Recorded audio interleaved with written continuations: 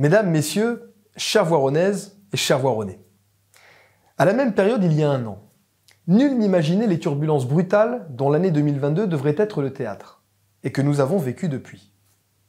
Avant même que nous n'ayons vraiment pu tourner la page de la crise sanitaire, le déclenchement de la guerre en Ukraine a occasionné des mouvements de déstabilisation politique majeurs qui impactent le monde entier, et n'épargnent pas l'Europe ni la France. Les tensions internationales, la crise énergétique, les difficultés économiques et le retour de l'inflation sont évidemment pour partie les effets de la conjoncture, mais aussi l'issue presque irrémédiable de mouvements structurels plus profonds, occasionnés par des choix de société engagés depuis parfois des décennies.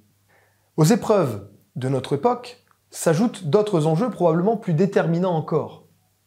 Comment saurons-nous sauver notre planète face aux évolutions du climat, des sécheresses qui nous concernent désormais aussi en France et en Isère, de l'effondrement de la biodiversité, de la capacité à assurer des conditions de vie dignes pour désormais plus de 8 milliards d'habitants sur la planète? Ces épreuves et ces enjeux seront au cœur de ce qui va rythmer les défis que nous devrons relever en 2023. Ce sont des questions globales, qui appellent en grande partie des réponses locales.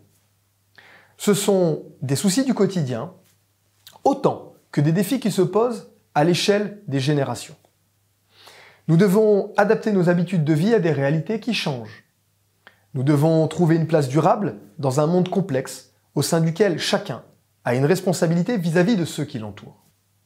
Nous devons participer à donner à notre société une place dans un monde en mouvement. Ces questions posées par notre époque nous inquiètent souvent. Mais est-ce la première fois dans l'histoire que les hommes et les femmes doivent redéfinir leurs objectifs? Est-ce la première fois que la société doit se remettre en question sur ses bases? Surtout, avons-nous vraiment des raisons de nous croire plus malheureux que ne l'étaient les générations avant les nôtres? Ma réponse est clairement non. Nous avons des défis à relever, des habitudes à changer, des objectifs à transformer, un destin collectif à écrire. C'est une tâche énorme, mais elle est fascinante.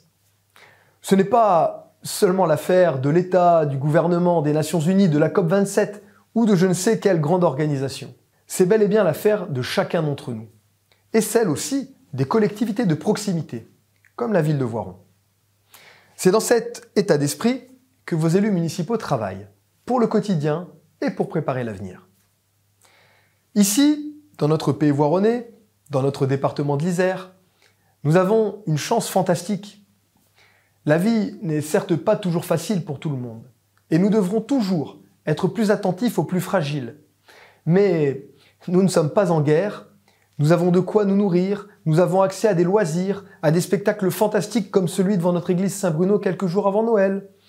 Le taux de chômage du pays voironnais est le plus faible du département.